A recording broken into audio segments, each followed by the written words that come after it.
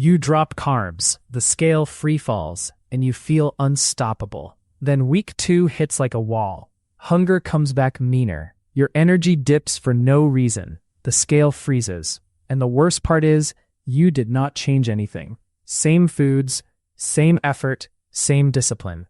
It feels like your body flipped a switch just to mess with you. That whiplash is not failure. It is a predictable trap that shows up right after the first big drop. Moving to slide 2. That early keto miracle is mostly water, not a sudden superpower. When you cut carbs, your body taps into stored glycogen. Glycogen holds water, so as glycogen drops, water drops with it. That is why the scale can fall fast in the first few days, even if fat loss is modest. It also explains the emotional roller coaster. You get a huge reward up front, and your brain expects that pace to continue. Then the water loss slows, the scale calms down, and it feels like progress died. It did not. The scoreboard just changed from water shifts to actual fat loss, which is slower and quieter. At that point, the way you build your plate matters a lot more, especially what happens to your protein. Moving to slide 3. Here is where a lot of keto stalls are born. You remove carbs, fat automatically rises, but protein often stays low. Not because you choose it, but because fat is easy to add. More oil, more butter, more cream, more cheese. Meanwhile, your portions of meat, fish, eggs, or Greek yogurt do not increase. If protein is too low, hunger gets louder. Protein is the macro that tends to drive fullness and helps you maintain lean mass during a deficit. Lose too much lean mass, and your daily energy burn can drift down over time, making the same intake hit harder. So do this. Pick a protein anchor first, then add fat second. Aim for a solid protein serving at every meal. Think palm to 2 palms of lean meat or fish, a full tub of high-protein yogurt, or a measured protein shake if you are short. If you are doing keto with lots of fatty cuts, keep them, but still count the grams of protein, not just the vibe of "I ate steak." When protein is handled, the next stall trigger is usually not willpower. It is the carbs you did not realize you were eating. Moving to slide 4. Hidden carbs are rarely a single cheat. They are tiny add-ons that stack. Sauces, dressings, and marinades can add sugar fast. Nuts are easy to mindlessly graze, and the carbs add up with the calories. Keto treats are the biggest trap. They look safe, but you can eat 3 servings without noticing, and the sugar-alcohol math is not always your friend. Restaurants add flour, sweet glazes, and breading in places you would not expect. Then weekends hit, and portions drift. Drinks show up, and tracking disappears. Your fix is simple and annoying. Measure the frequent offenders for a week. 1 tablespoon of dressing means 1 tablespoon. Pre-portion nuts. Treat keto desserts like an occasional planned item, not a daily habit. And when you eat out, default to plain protein plus a non-starchy vegetable. Then add butter or oil yourself. If the stall is still there, you are usually running into the quiet part nobody wants to hear. Moving to slide 5. Calories still count on keto because fat is extremely calorie-dense. 1 extra pour of oil, a heavy hand with mayo, or just a few cheese slices can erase your deficit without making you feel stuffed. Keto snacks are stealthy because they are small, tasty, and easy to repeat. A handful turns into 3. A fat bomb becomes dessert plus a second dessert. And while keto can reduce hunger for many people at first, that satiety can fade as you adapt, especially if you eat ultra-palatable keto foods. So tighten the system. Keep fat purposeful, not automatic. Measure oils, butter, nut butters, and cream for a week and see what happens. Build meals around protein and high-fiber vegetables, then add just enough fat for taste and satisfaction. If you snack, make it protein-forward, not fat-forward. When your deficit is real again, the scale starts moving for the right reason, and your energy stops feeling like a coin flip. Then you can dial in the next piece that often shifts early on. Moving to slide 6. When you cut carbs hard, insulin drops. That sounds great, but it changes what your kidneys do with sodium. With less insulin, you dump more sodium in your urine. And where sodium goes, water follows. So in the first days, and anytime you get stricter again, you can feel like you are shrinking overnight. That rapid water shift is a big reason for headaches, lightheadedness, fatigue, and that weird hollow weakness. It also messes with cravings. A low-sodium state makes your brain louder about finding something fast and rewarding, and it can feel like willpower vanished. Training can feel flat too, not because you lost muscle in 3 days, but because lower sodium and lower stored carbohydrate reduce blood volume and the pump you are used to. Your heart rate runs higher for the same pace, and the session just feels harder. If keto feels awful, assume salt and fluids are the first domino. Fix that, and everything else gets easier to read, including how stress is really hitting you. Moving to slide 7. Even if your food is perfect, stress can stall you. Start with sleep. When sleep gets shorter or broken, appetite signals get louder the next day, and cravings get more specific.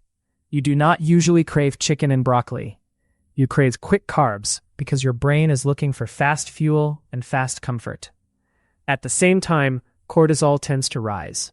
Cortisol is not evil. It is a survival hormone. But chronically high cortisol can increase water retention, so the scale stops moving even when fat loss is happening. That is why people say keto stopped working after a rough week. Their body is holding water, and their hunger is spiking, so they eat a little more, and the feedback loop tightens. Your job is to make the plan stress-proof. Protect sleep with a consistent cutoff for screens and caffeine. Keep electrolytes steady, and set your deficit so you can live your life without white-knuckling it. When stress is high, your body quietly stops spending energy in places you are not tracking. Moving to slide 8. There is another sneaky reason plateaus look mysterious. Meat. The calories you burn by just being a moving human. When dieting feels harder, you sit more. You take fewer steps without noticing. You stop fidgeting, you park closer, you choose the elevator. None of it feels dramatic, but it can erase your planned deficit. The fix is simple and boring. Pick a daily step target you can hit even on tired days, and treat it like a non-negotiable appointment. If you track anything, track steps. Keto did not suddenly stop working. Your daily movement just got quieter, and that can happen when you push too much, too often. Moving to slide 9. A lot of keto plateaus are not about macros. They are about repetition. If your menu becomes the same handful of foods, day after day, 2 things happen. First, fiber often drops. Many people end up with lots of cheese, oils, nuts, and processed low-carb treats, and not enough fibrous vegetables, seeds, or legumes if they include them.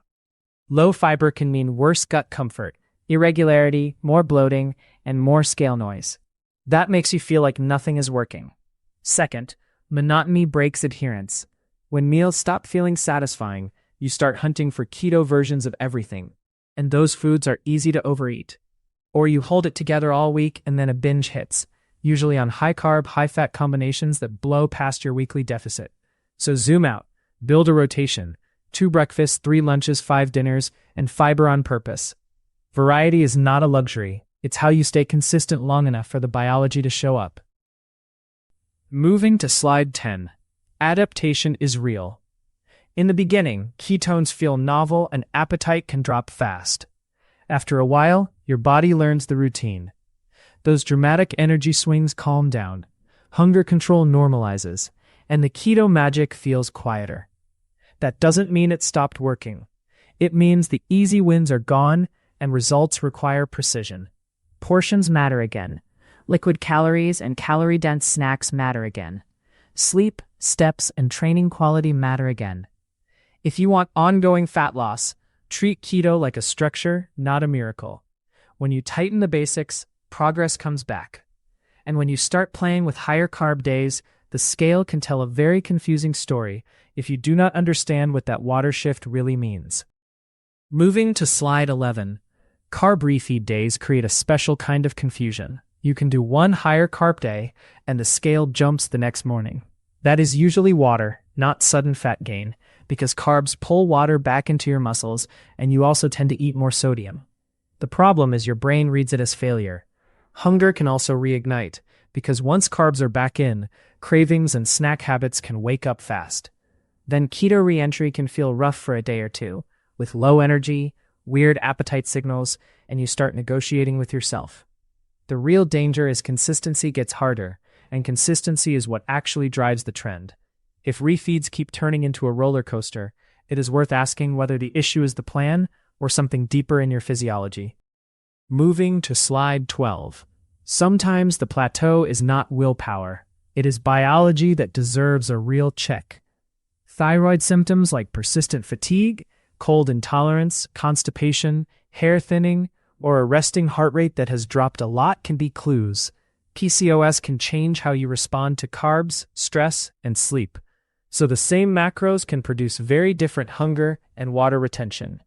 If you use diabetes medications, especially insulin or sulfonylureas, you need a plan for lower carb days to avoid lows and rebound eating. Alcohol can also stall loss even when carbs are low because it disrupts sleep, increases appetite, and your body prioritizes processing it. Instead of guessing, use labs and a clinician when needed, because data beats self-blame. Once you know what you are dealing with, the fix becomes a simple set of repeatable steps.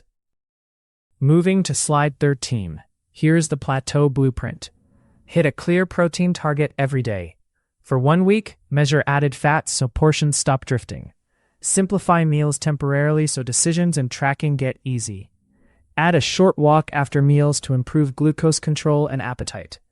Then check sleep and sodium, because poor sleep and big sodium swings can mask progress on the scale. If you want more videos like this, subscribe. Comment with your current protein target and what usually breaks your consistency. This content is for education only and is not medical advice. Talk to your clinician before changing diet, exercise, or medications. Metabolism first. Everything else follows.